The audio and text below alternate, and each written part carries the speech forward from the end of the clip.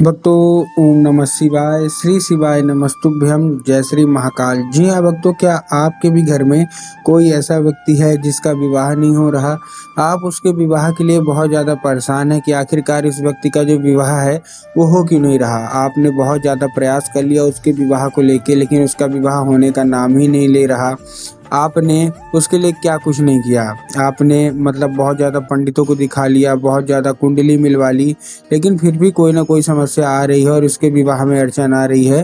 तो ऐसे में कौन सा उपाय करें ताकि उसका जो विवाह है वो पूर्ण रूप से संपन्न हो जाए। आज की इस वीडियो के माध्यम से हम आपको बताने वाले हैं क्या करना है, कैसे करना है, पूरा आपको समझाने वाला हूँ।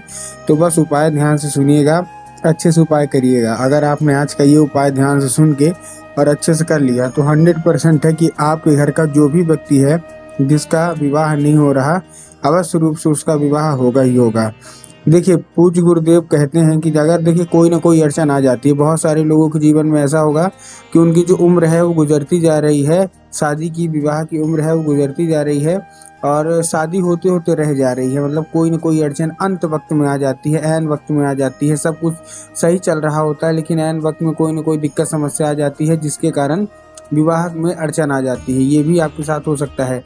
तो आज की वीडियो मात्र और मात्र आपके लिए। आज मैं आपको वही उपाय बताने वाला हूँ जो आप चाहते हैं। तो बस उपाय ध्यान से आपको सुनना है और अच्छे से उपाय करना है। देखिए, पूज्य गुरुदेव की जो कथा होती है ना, जैसे कि आपको पता होगा कि पूज्य गुरुदेव की कथा में लाखों की भीड़ आती है, ये आप सबको पता है, ठीक। तो अभी गुरुदेव की कथा चल रही थी, मैं 5-6 महीना पहले की बात है, गुरुदेव की कथा चल रही थी। और गुरुदेव की कथा में क्या है, गुरुदेव की कथा में बहुत सारे लोग आते हैं, भक्त आते हैं, ये आप सबको पता है, लाखों की भीड़ आती है, ठीक। तो गुरुदेव कथा हो रही थी और आपको एक चीज़ और पता होगी, जितने भी गुरुदेव कथा में लोग आते हैं वो लोग क्या करते हैं, पत्र के द्वारा अपनी मनोकामना गुरुदेव तक पहुंचाते हैं। तो गुरुदेव की कथा चल रही थी, गुरुदेव कथा में बहुत सारी भीड़ आई। जब गुरुदेव की कथा में बहुत सारी भीड़ आई तो उन्होंने क्या किया, पत्र के द्वारा अपनी मनोकामना जो भी है वो गुरुदेव तक पहुंचाई। जब गुरुदेव के पास मनोकामना पहुंची तब वहाँ देखा गुरुदेव ने कि बहुत सारे लोगों की केवल और केवल एक मनोकामना है, क्या, कि हमारे जो घर का एक व्यक्ति है, लड़का है या लड़की है, उसका विवाह नहीं हो रहा, कृपया करके कोई उपाय बता दें ताकि उसका विवाह हो जाए। जब गुरुदेव ने देखा तब गुरुदेव ने 2 से 3 उपाय बताए। जब ये सब चीज़ें उन्होंने देखा ना, तब उन्होंने 2 से 3 उपाय बताए और कहा केवल और केवल ये उपाय कर लेना, तुम्हारे घर का जो भी सदस्य है, जो भी व्यक्ति है जिसका विवाह नहीं हो रहा, अवश्य रूप से उसका विवाह होगा ही होगा। जब गुरुदेव ने ये उपाय बताया तो लोगों ने जा जाके इस उपाय को अपने घर में किया। और जैसे ही लोगों ने जा जाके इस उपाय को घर में किया अच्छे से, मात्र 1 से 1.5 महीने के बाद वो गुरुदेव की कथा में वापस आए। जब वो गुरुदेव की कथा में वापस आए तो उन्होंने फिर से गुरुदेव को पत्र लिखा, लेकिन ये वाला जो पत्र था ना, ये गुरुदेव को धन्यवाद के रूप में पत्र था कि गुरुदेव धन्य हो आपका, आपके द्वारा बताया गया उपाय हमने कर लिया है और हमारी सारी की सारी मनोकामनाएं पूरी हो गई हैं। आपका कोटि कोटि धन्यवाद। हमारे घर का जो व्यक्ति था जिसका मतलब विवाह में अड़चन आ रही थी, उसका विवाह भी पूरा हो गया है। मतलब उसका विवाह है वो संपन्न हो गया है, मतलब पक्का हो गया है इन 1 से 1.5 महीने के अंदर। आपका कोटि कोटि धन्यवाद। तो देखिए, जो लोग भी मेरी आवाज़ सुन रहे हैं ना, अगर आपको भी जानना है कि आखिर ऐसा कौन सा उपाय है जिसको करने मात्र से लोगों की सारी मनोकामनाएं पूरी हो जाती हैं और उनका जो विवाह है, जो अड़चन आई रहती है विवाह में, वो भी मतलब दूर हो जाती है। तो चलिए हम बताते हैं आपको आज की इस वीडियो में। तो बस आपको उपाय ध्यान से सुनना है, अच्छे से करना है। लेकिन उससे पहले चैनल पर अगर पहली बार आए हैं और आवाज़ मेरी पहली बार सुन रहे हैं तो वीडियो कर दें लाइक और चैनल को भी कर लें सब्सक्राइब, ताकि पूजनीय पंडित प्रदीप जी मिश्रा के रोज नए नए उपाय जो कि मैं उनकी कथा से सुनता हूँ, श्रवण करता हूँ, सबसे पहले मैं आपको प्राप्त करा सकूँ, ठीक।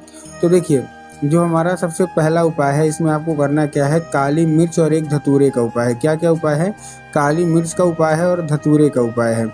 अब इसमें आपको करना क्या है, आपको 3 काली मिर्च लेना है और 1 धतूरा लेना है।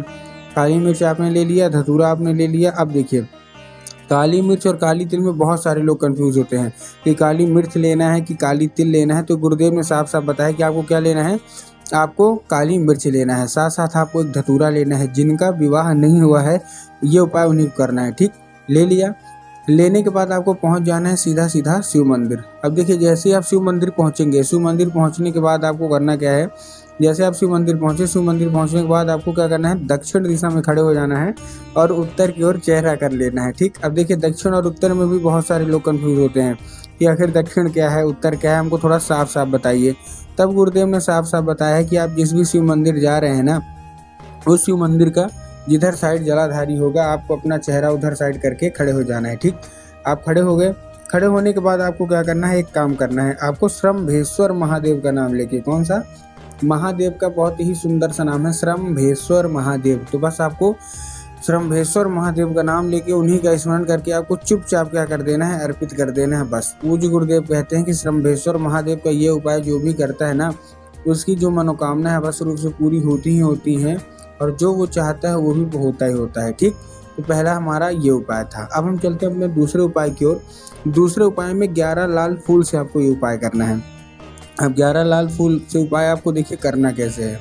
आपको इस उपाय में 11 लाल फूल लेने हैं। अब 11 लाल फूल आप कोई से भी ले सकते हैं, गुलाब का ले लीजिए, गुड़हल का ले लीजिए, जो भी आपका मन है आप ले लीजिए। बट एक चीज़ का ध्यान रखना है कि उसमें होना क्या चाहिए, कहीं से भी खंडित या मतलब बेकार नहीं होना चाहिए, पहली चीज़, और एक किस्म का होना चाहिए। अगर आप गुलाब का ले रहे हैं तो केवल आपको गुलाब का ही लेना है। अगर आप गुड़हल का ले रहे हैं तो केवल आपको गुड़हल का ही लेना है। ये नहीं कि 2 फूल किसी और के ले लिए, 3 फूल किसी और के ले लिए, ऐसा आपको नहीं करना है। ठीक, ले लिए। लेने के बाद आपको पहुंच जाना है सीधा सीधा शिव मंदिर। अब आपके दिमाग में आया होगा कि हमको शिव मंदिर पहुंच के बाबा भोलेनाथ की शिवलिंग पे अर्पित करना है, जो कि पूर्णतः गलत है। आपको बाबा भोलेनाथ की शिवलिंग पे नहीं, आपको कहाँ अर्पित करना है, आपको माता सुख सुंदरी के ऊपर अर्पित करना है। अब देखिए, जिसको पता है कि माता सुख सुंदरी की जगह कहाँ होती है उनका तो ठीक, लेकिन बहुत सारे ऐसे लोग हैं जिनको यही नहीं पता कि माता सुख सुंदरी की जगह होती कहाँ है। तब गुरुदेव ने साफ साफ बताया है कि जो जलाधारी होती है, जलाधारी के दाएं मतलब राइट साइड में माता शोक सुंदरी की जगह होती है। तो बस आपको माता शोक सुंदरी की जगह पे ये अर्पित करना है। पूज्य गुरुदेव कहते हैं कि माता शोक सुंदरी को लाल फूल काफ़ी ज़्यादा पसंद है, और जो कोई भी लाल फूल अर्पित करता है तो अत्यंत जल्दी उनकी मनोकामना सुनती है। ठीक, बहुत सारे लोगों की मनोकामना पूरी हुई है इस लाल फूल के उपाय से, तो ये उपाय कर लेना है। अब जो हमारा तीसरा फूल है वो लाल चंदन का उपाय है। आपको बिंदी के रूप में माता शोक सुंदरी को प्रसन्न करना है। अब कैसे करेंगे, चलिए हम उसके बारे में बात कर लेते हैं। इस उपाय में सबसे पहले आपको देखिए करना क्या है।